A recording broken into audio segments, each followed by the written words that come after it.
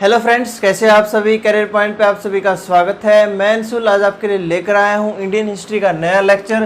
तो Indian history के lecture में हम मौर्यन पीरियड तक का टाइम पीरियड हम पढ़ चुके थे। आज हम करने वाले हैं पोस्ट मौर्यन पीरियड। यानी पोस्ट मौर्यन पीरियड में हमारे क्या आते हैं, दो पीरियड आते हैं। एक तो हमारा जो मौर्यन पीरियड के बाद के जो रूलर्स थे उनके बारे में पढ़ने वाले हैं, संगम एज के बारे में पढ़ने वाले हैं। तो आज देखते हैं क्या क्या पढ़ने वाले हैं। जो सेकंड पोस्ट मौर्यन पीरियड है उसका टाइम पीरियड था हमारा 2nd सेंचुरी बीसी से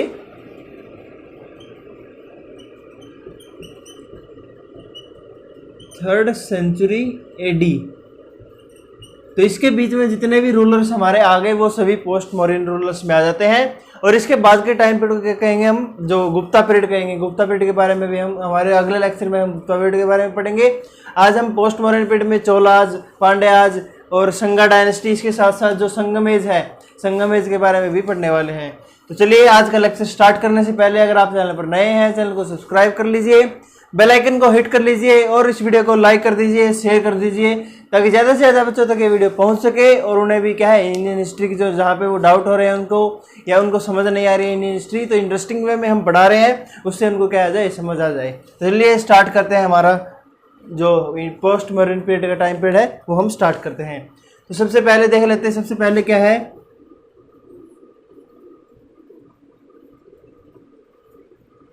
संगा डायनेस्टी।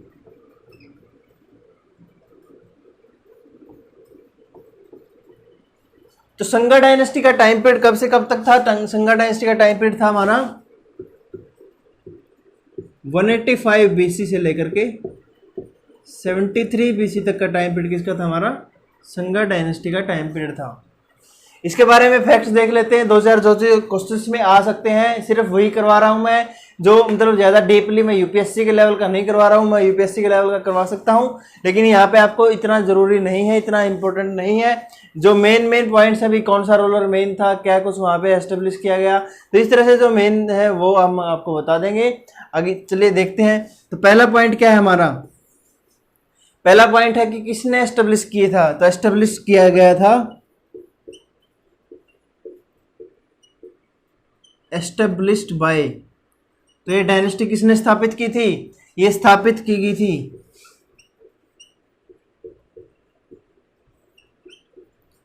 पुष्यमित्र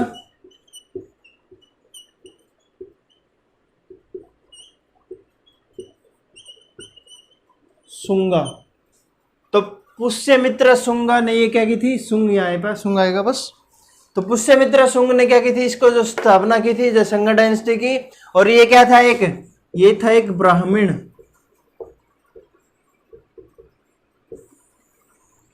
तो पुष्यमित्र शुंग क्या था, एक ब्राह्मण था, और उसने क्या किया था, जो हमारा संगा डायनेस्टी है उसकी स्थापना की थी। सेकंड हमारा पॉइंट क्या है, पतंजलि का नाम सुना होगा आपने। बाबा रामदेव वाली पतंजलि नहीं, जो एक क्या थे, साधु संत थे, एक महान गुरु थे पतंजलि। उन्होंने एक किताब लिखी थी, क्या नाम है उसका, योगा सूत्रा। तो ये जो बुक थी योगा सूत्रा, ये किसने लिखी थी, पतंजलि ने लिखी थी। और ये कंपोज की गई थी during this time, composed during this period. यानी संगा डायनेस्टी के टाइम पीरियड के बीच में ही इसको क्या किया गया था, पतंजलि ने अपनी जो योगा सूत्रा की बुक है, जहां से योग सीख के है आज इसको क्या है, इंस्पिरेशन मानकर जो बाबा रामदेव ने पतंजलि स्थापित की है और योग वगैरह सिखाते हैं। तो वो कहाँ से सिखाते हैं, पतंजलि की बुक है एक, कहाँ से, वहां से क्या है, अपनी इंस्पिरेशन ली है उन्होंने। नेक्स्ट क्या है, नेक्स्ट है बारहुट।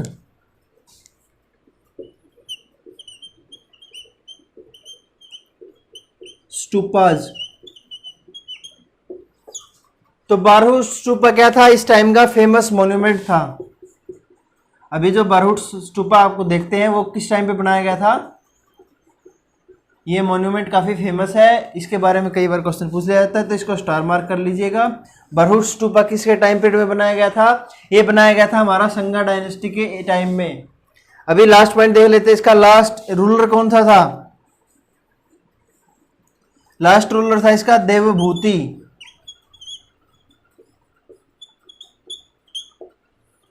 ये क्या था हमारा लास्ट रूलर था। तो ये पांचों पॉइंट क्या कर लीजिए आप नोट कर लीजिए। संगा डायनेस्टी का टाइम पीरियड कब से कब सकता है 185 बीसी से लेकर के 73 बीसी बिफोर क्रिस्ट। इसके बाद एस्टेब्लिश कब किया गया था इसको पुष्यमित्र सुंग ने एस्टेब्लिश किया था, स्थापित किया था इस डायनेस्टी को। इसको डायनेस्टी क्या है यहाँ पे जो वंश है, तो शुंग वंश को क्या किया था, किसने स्थापित किया था, पुष्यमित्र शुंग ने। एक ये ब्राह्मण था और इसको इस टाइम इसी टाइम पीरियड के अंदर जो पतंजलि है, पतंजलि ने अपना योगा सूत्र क्या किया था, कंपोज किया था, बनाया था, लिखा था। उसके बाद जो भरूच स्तूपा है, भरूच स्तूपा को कब बनाया गया था, ये फेमस स्तूपा है, ये बना था इसी टाइम पीरियड के टाइम में, इसी के जो संगा डायनेस्टी के टाइम पे जो भरूच स्तूपा है वो बनाया गया था। और इसके जो देवभूति है वो क्या थे, लास्ट रूलर थे इस डायनेस्टी के, संगा डायनेस्टी के। तो यहाँ तक नोट कर लीजिए, स्क्रीनशॉट ले लीजिए, लेकिन एक एक पॉइंट आपके लिए काफी इंपॉर्टेंट है। मैं बढ़ता हूँ अपने अगले पॉइंट की ओर। नेक्स्ट हमारी डायनेस्टी कौन सी है, Kanva dynasty.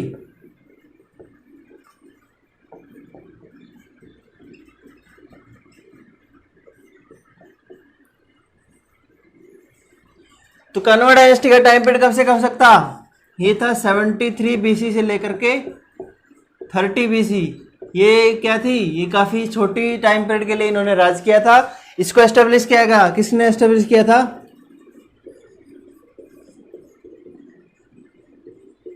Established by Vasudev. तो वासुदेव नाम के क्या है व्यक्ति ने इसको क्या किया था, शासक ने इसको कण्व डायनेस्टी को स्थापित किया था, उसको एस्टेब्लिश किया था। लेकिन क्या था, यहाँ के रूलर्स क्या थे, were very weak, rulers very weak थे, इसलिए क्या चले ज्यादा टाइम तक ये राज नहीं कर पाए। और थोड़े ही टाइम में, तकरीबन 40 साल में ही सभी रूलर्स ने क्या है, जो मतलब दूसरे रूलर्स ने क्या कर लिया, इसको ओवरटेक कर लिया। तो अभी इसके बाद कौन से रूलर्स आए थे, कौन सी डायनेस्टी आए थे, उसके बारे में देख लेते हैं। यहां तक नोट कर लीजिए आप।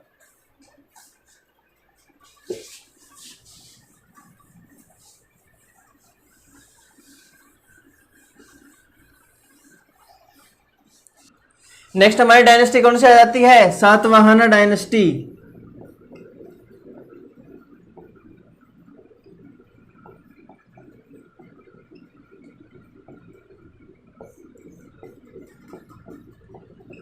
तो सातवाहन डायनेस्टी थी, उसका टाइम पीरियड कब से कब तक था, इसका टाइम पीरियड था तकरीबन 60 बीसी से लेकर के 225 एडी, यानी तकरीबन 250 साल से भी ज्यादा टाइम पीरियड का किसका रहा था, हमारा सातवाहन डायनेस्टी का टाइम पीरियड रहा था। इसको एस्टेब्लिश किसने किया था, इसको एस्टेब्लिश किया गया था सिमुक। तो सिमुक ने क्या किया था, सातवाहन डायनेस्टी को एस्टेब्लिश किया गया था। इसकी राजधानी क्या थी, कैपिटल कहां थी इसकी, कैपिटल थी हमारी इसकी प्रतिष्ठान।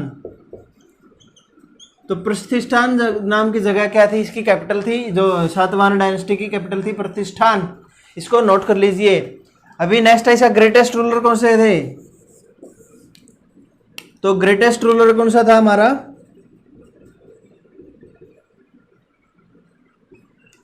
ग्रेटेस्ट रूलर था गौतमी पुत्र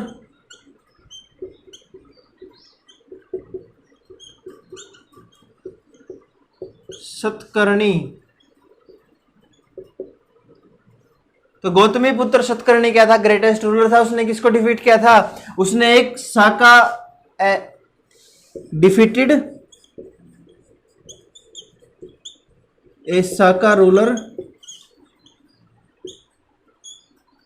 हु वाज रूलिंग।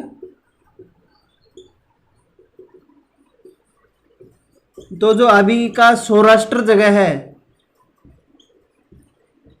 उस जगह को रूल कर रहा था एक साका रूलर, उसको डिफीट किया था गौतमी पुत्र सतकर्णी ने। अभी इसमें नेक्स्ट पॉइंट क्या देख लेते हैं, नेक्स्ट पॉइंट देख लेते हैं इसमें, जो चैत्य विहार आपने पढ़े होंगे, पहले भी नहीं पढ़े हैं तो मैं जब आगे आऊंगा, आने वाला टाइम है उसमें बता दूंगा।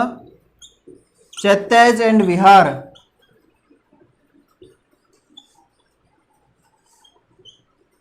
Work cut from rocks. तो जो चैत्य और विहार है, चैत्य विहार क्या आते थे, जो पूजा के स्थल हैं और रहने के लिए, किसके लिए, जो यहाँ पे बुद्धिस्ट आते थे या जैन धर्म के क्या आते थे, जैनिज्म के लोग थे, उन सब लोगों के लिए, जो मॉन्क्स वगैरह थे, उनके लिए बनाए जाते थे चैत्यज और विहार। इसलिए, और ये जो विहार है, ये पॉइंट आप नोट कर लीजिए स्टार मार करके। ब्रिटिश काल में जो विहार है, विहार्स को ही के नाम पर ही क्या रखा गया, आज का जो बिहार है उसका नाम कहाँ से डेवलप हुआ है, विहार से। तो विहार क्या होते थे, चैत्य होते थे पूजा स्थल।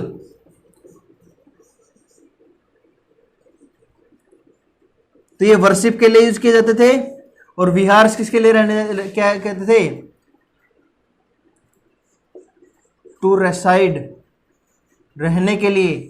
वहां पे जैसे बुद्धिस्ट है या फिर कोई जैन मॉन्क है, वो एक जगह से दूसरी जगह जाते थे, तो बीच में अगर मान लो रात वगैरह हो जाती थी, तो ठहरने के लिए कहाँ किसका यूज करते थे, वो विहार्स का। ये पहाड़ों में काट करके बनाई जाती थी विहार्स और चैत्याज।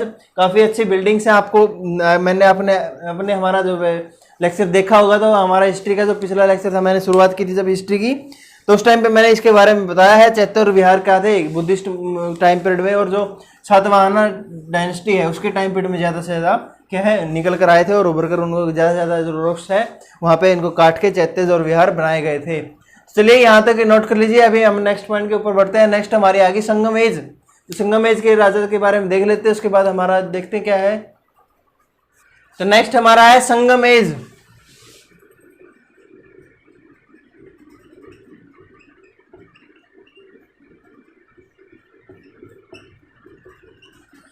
तो संगम एज में क्या है, ये साउथ इंडिया में थी। ये जो राजा वगैरह थे इस टाइम पीरियड में, वो साउथ इंडिया में मेनली बिलोंग करते थे और साउथ इंडिया में ही रूल करते थे। तो संगम एज का कहाँ से वो होता है, हमारा लिंक आता है, वो आता है साउथ जो इंडिया है इस टाइम पे। तो तीन मेन राजा कौन से थे, तीन मेन राजा थे यहाँ पे, पांड्या, चोलाज, चेराज। तो ये तीन राजा यहाँ पे उस टाइम पे मेन जो क्या थी डायनेस्टीज वगैरह थी। और इनके बारे में हमें कहाँ से पता चलता है, इनके बारे में हमें पता चलता है संगम लिटरेचर से।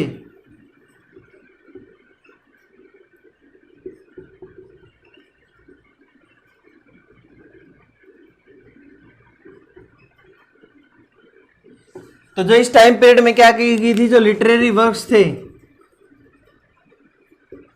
काफ़ी सारे क्या है किताबें, बुक्स वगैरह जो क्या है लिखी गई थी। और उससे ही हमें पता चलता है कि इस टाइम पे क्या तीन राजा, तीन जो मेन डायनेस्टी थी उस टाइम पे, पांड्या डायनेस्टी, चोला डायनेस्टी और चेरा डायनेस्टी। और इनके बारे में क्या है, इनके दो किताबें मेन मुख्य जो लिटरेचर है उनके नाम क्या क्या है उसके बारे में एक बार बता देता हूँ मैं। उसके उनसे ही ज़्यादातर हमें पता चलता है कि जो चेरा है, चोला है, पांड्या है, उस टाइम पर साउथ इंडिया में क्या करते थे, राज करते थे। और ये संगम एज के टाइम पे इनको माना जाता है। तो वो दो कौन से थे लिटरेचर, एटू, थोगई, पट्टू। तो ये स्टार मार्क कर लीजिए। इनसे क्वेश्चन हर बार जरूर आते हैं, एक बार किसी न किसी एग्जाम में एक बार जरूर आता है इसके ऊपर क्वेश्चन कि संगम लिटरेचर के जो दो मोस्ट इंपोर्टेंट लिटरेरी वर्क्स कौन से हैं। तो एक तो है हमारा एटू थोगई और दूसरा है हमारा पट्टू। दोनों के नाम आपको याद रखने हैं, काफी इंपॉर्टेंट है। सबसे ज्यादा इंपॉर्टेंट दोनों संगम एज के क्या है, काफी इंपॉर्टेंट जो लिटरेचर है, दो सबसे इंपॉर्टेंट है, एटू थोगई और पट्टू। इनके नाम आपको टिप्स पे याद होने चाहिए कि। और इनमें क्या बताया गया है, इनमें जो पांड्याज हैं, चोलाज हैं, चेराज हैं, उनके बारे में बताया गया है। तो चलिए अभी एक एक करके इनके बारे में पढ़ लेते हैं, तीनों के बारे में, पांड्याज, चोलाज और चेराज के बारे में। तो पांड्या डायनेस्टी के बारे में क्या कुछ खासियत है उसके बारे में एक बार देख लेते हैं। काफी इंपॉर्टेंट है ये, और इसके बारे में आपको सारी चीजें मैं अभी बता देता हूं। पहली बात, इसको फर्स्ट मेंशन किया गया था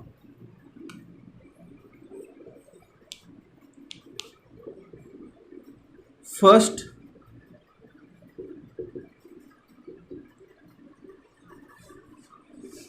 mentioned by Megasthenes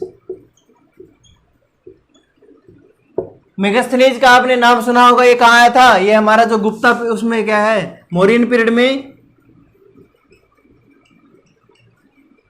Chandragupta Maurya है,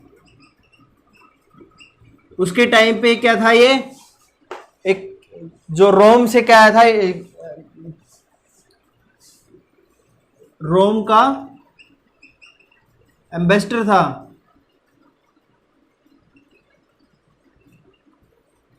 तो ये चंद्रगुप्त मौर्य के टाइम पे इंडिया में आया था और यहाँ पे रहा था। इसके टाइम पीरियड में, चंद्रगुप्त मौर्य के टाइम पीरियड में यहाँ पे एम्बेसडर बन के। तो इसमें फर्स्ट मेंशन कहाँ आया था पांड्या का? पांड्या जो क्या है साम्राज्य है और पांड्या जो रूलर्स थे, मेगास्थनीज की किताब में आया था। सेकंड पॉइंट हमारा क्या है इसमें, इनकी कैपिटल, कैपिटल कहाँ थी? Capital was at Madurai. तो मदुरई में क्या थी, इनकी कैपिटल थी।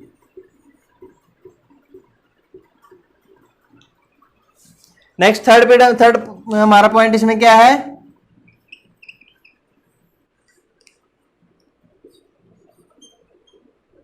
दे वर नोन फॉर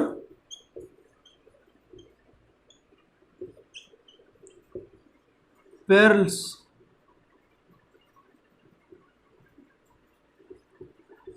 मोती।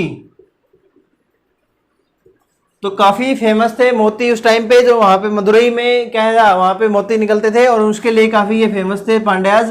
तो मोतियों का क्या करते थे, ये बिजनेस करते थे, मोतियों का ट्रेड करते थे।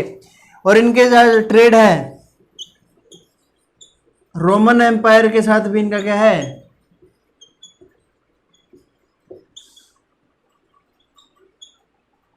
रोमन एम्पायर के साथ इनके ट्रेड के क्या मिले हैं, हमें सबूत मिले हैं, कुछ न कुछ क्या है सोर्सेज मिले हैं, जिससे पता चला है कि इनका जो ट्रेड है वो किसके साथ था, हमारा रोमन एम्पायर था। और तभी क्या है जो मेगास्थनीज है वो रोमन क्या थे, एम्बेसडर थे। और उनके थ्रू भी क्या है थोड़ा बहुत ये पता चलता है कि जो पांड्या रूलर है उनका कहाँ से ट्रेड था, हमारा जो रोमन एम्पायर है, रोमन एम्पायर के अंदर भी इनका क्या था, ट्रेड एस्टेब्लिश था। तो ये चारों पॉइंट नोट कर लीजिए। पहला मेंशन कब आया गया पांड्याज का, मेगास्थनीज की बुक में। सेकंड मेंशन कहाँ आया है, सेकंड क्या है इसका पॉइंट क्या है, कैपिटल इसकी क्या थी, मदुरई कैपिटल थी।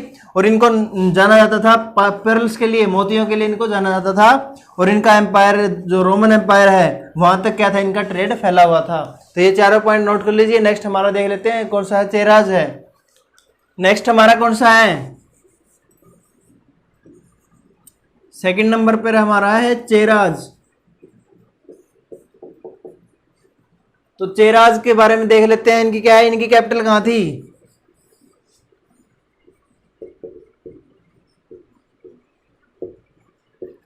कैपिटल थी इनकी वंजी में। वांजी, वांजी नाम की क्या है जगह थी उस टाइम पे, उसके वहां का क्या थी, इनकी कैपिटल थी। इनका साम्राज्य कहां तक फैला हुआ था, दे ruled in areas of present day Kerala and Tamil Nadu. तो आज का जो केरला है, तमिलनाडु है, वो सारा एरिया क्या है, किनके अंडर आता था, वो आता था हमारे चेरा रूलर्स के अंडर आता था। तो ये पॉइंट याद कर लीजिए, कब तक कहां तक कितना कितना एरिया आता था। जो साउथ इंडिया का एरिया है, तमिलनाडु केरला का एरिया, जो लोवेस्ट कोस्ट है हमारी इंडिया की, वो किसके अंडर थी, वो वंजी उनकी कैपिटल थी और चेराज के अंडर वो थी। इनका ग्रेटेस्ट रूलर कौन थे,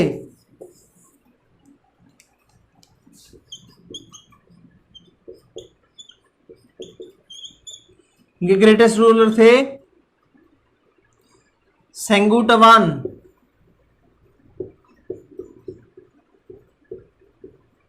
इसको रेड चेरा के नाम से भी जाना जाता था। तो इनके क्या थे, ग्रेटेस्ट रूलर थे। तो 3 पॉइंट हमने देख लिए हैं। कैपिटल कहां थी इनकी, वंजी में थी। और कहां ये राज करते थे, जो आज का केरला तमिलनाडु का एरिया लोवेस्ट पॉइंट है इंडिया का, वहां ये राज करते थे। और इनका ग्रेटेस्ट रूलर था सेंगुटवान, जिसको रेड चेरा के नाम से भी जाना जाता था। तो ये तीनों पॉइंट नोट कर लीजिए। हमारा चोलास के ऊपर देख लेते हैं, फिर हमारा लास्ट बच जाएगा कुषाण। तो कुषाण रूलर के बारे में देखेंगे हम। 2 पॉइंट हमारे बच गए हैं, नोट कर लीजिए यहां तक, फिर हम अपनी क्लास को खत्म करते हैं।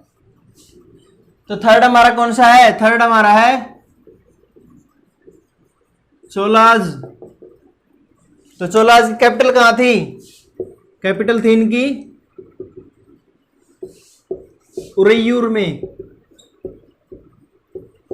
तो उरैयूर क्या थी, इनकी मेन कैपिटल थी। और इसी साथ साथ जो मेन सोर्स था इनका वेल्थ का, वो कौन सा था, main source of wealth was cotton. तो कॉटन क्या था इनका जो मेन सोर्स था, अभी कमाई के कहां से होती थी, मेन कमाई इनकी होती थी कॉटन से। तो कॉटन का व्यापार ये क्या करते थे, और ये क्या थे, चोलास थे, कैपिटल इनकी उरैयूर थी। इसके बाद जो इनका ग्रेटेस्ट रूलर है,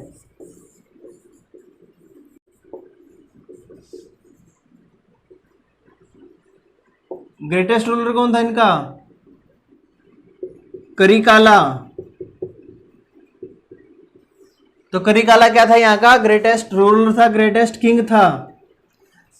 इनको वाइप आउट कर दिया गया था, किसके द्वारा, वाइप्ड आउट बाय पल्लवाज। तो पल्लव शासकों ने, पल्लव रूलर्स ने क्या कर दिया था, इसको वाइप आउट कर दिया था, चोलाज को बिल्कुल खत्म कर दिया था। तो ये इनके बारे में 4 पॉइंट है, तीनों पॉइंट नोट कर लीजिए, चारों पॉइंट। कैपिटल कहाँ थी इनकी, उरैयूर में थी। इनका मेन सोर्स ऑफ वेल्थ क्या था, इनका मेन सोर्स ऑफ वेल्थ था कॉटन। और इनका ग्रेटेस्ट रूलर था करिकाला। इनको पल्लवाज ने क्या कर दिया था, वाइप आउट कर दिया था, इनको हरा करके वहां से खदेड़ दिया था। अभी नेक्स्ट देख लेते हैं हमारा कौन सा है, नेक्स्ट हमारे कुषाण। तो कुषाण के बारे में देख लेते हैं और आज की वीडियो क्या करते हैं, फिर हम खत्म करते हैं।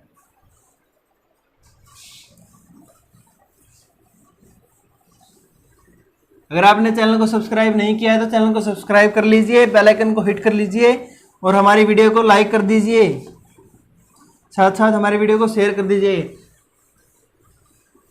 और वीडियो को पूरी देखें, आखिरी तक देखें, क्योंकि आखिरी तक ही अगर आप नहीं देखोगे तो आपको अगले दिन का लेक्चर समझ नहीं आएगा। क्योंकि आखिरी के दिन से ही क्या होता है, जो आखिरी का पॉइंट होते हैं उनसे ही लिंक होता है हमारा नेक्स्ट डे का लेक्चर से। तो चलिए हमारे नेक्स्ट के ऊपर बढ़ते हैं। नेक्स्ट कौन सा हमारा, Kushan rulers.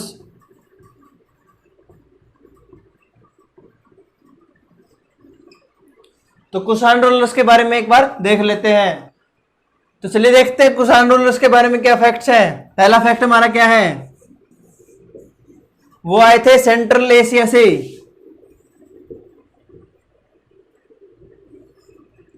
Came from central Asia. तो सेंट्रल एशिया से ये कुषाण आए थे। और क्या किया फिर उन्होंने, आफ्टर कंक्यूरिंग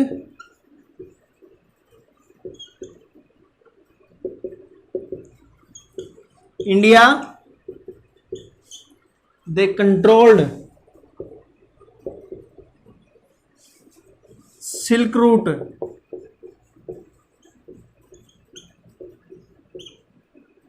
तो सिल्क रूट को इन्होंने कंट्रोल किया, जो कहां से कहां तक कनेक्ट करता था, connecting China to Iran and west Asia. तो क्या किया, इंडिया में क्या है, अपना राज जमाने के बाद इन्होंने क्या किया, इन्होंने कंट्रोल करना शुरू कर दिया हमारा जो सिल्क रूट था। सिल्क रूट के बारे में आपने पढ़ा होगा, छोटे लेक्चर्स, छोटी क्लासेज में भी पढ़ा होगा, काफी इसका जिक्र आया है। तो सिल्क रूट क्या था, सिल्क रूट था हमारा जो कनेक्ट करता था चाइना को, चाइना से हमें, और उसके साथ साथ ईरान और वेस्ट एशिया, जितना भी क्या हमारा जो हमारा पश्चिम एशिया है का जो है एरिया है, उसको कहाँ तक जाता था, वो सिल्क रूट वहां तक जाता था। और उसको पूरे को कनेक्ट कर दिया, किसने कर दिया, कंट्रोल कर लिया, शुरू कर दिया था, जो हमारे कुषाण रूलर्स थे उन्होंने इसको कंट्रोल करना शुरू कर दिया था। तो ये कहां से आए थे, सेंट्रल एशिया से आए थे। इसके बारे में एक और पॉइंट देख लेते हैं, इसका ग्रेटेस्ट रूलर कौन था,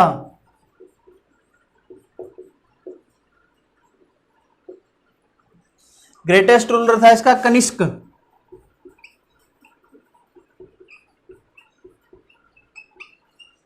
उसने क्या किया था, उसने एक साका रूलर को हराया था, डिफीटेड ए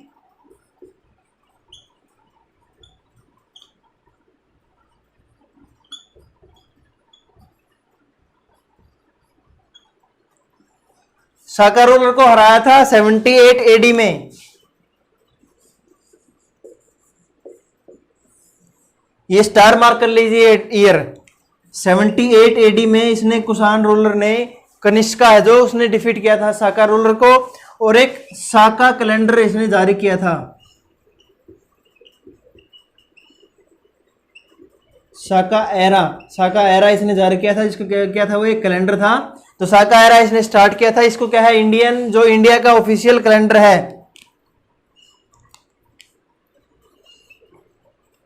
इंडियाज ऑफिशियल कैलेंडर।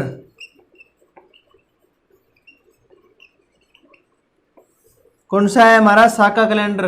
तो साका कैलेंडर को हमें ऑफिशियल कैलेंडर मानते हैं। गवर्नमेंट ऑफ इंडिया हमारे क्या मानती है कि जो इंडिया का ऑफिशियल कैलेंडर कौन सा है, जो कैलेंडर है हमारा साका एरा वाला, जो कनिष्क ने स्टार्ट किया था। और 78 AD से हमारा क्या होता है, जैसे आपने देखा होगा कि जो हमारा ग्रिगोरियन कैलेंडर है, ग्रिगोरियन कैलेंडर कौन सा हो गया, जो हमारा ब्रिटिश कैलेंडर अभी जिसके हिसाब से हम 2020 में जी रहे हैं, तो उस हिसाब से हमारा जो इंडियन कैलेंडर है वो 78 AD आगे चल रहा है।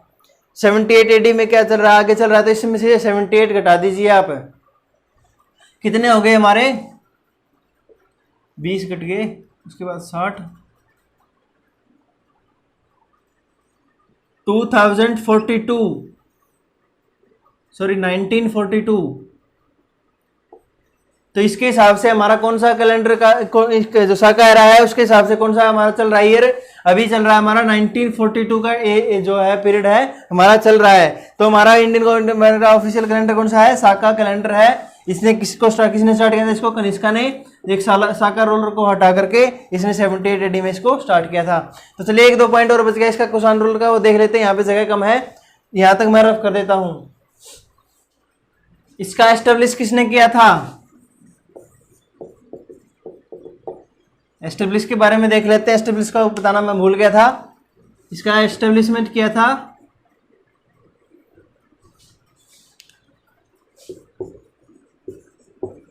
कैडफाइजर 1 नाम का क्या था, राजा था, उसने स्टार्ट किया था इसको। जो कुषाण शासन था, कुषाण डायनेस्टी थी, उसने कैडफाइजर 1 ने क्या था, उसको एस्टेब्लिश किया था।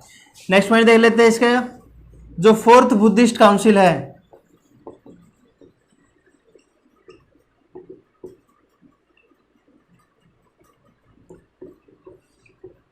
वो हेल्ड की गई थी कनिष्का के टाइम पे, ड्यूरिंग कनिष्का रूल। तो कनिष्क के टाइम पे क्या की थी, जो हमारी 4th बुद्धिस्ट काउंसिल है उसको एस्टेब्लिश किया गया था, उसको क्या किया था, हेल्ड किया गया था कनिष्का के टाइम पे। और एक और पॉइंट, जो कनिष्क है उसने फॉलो किया था जो महायान है,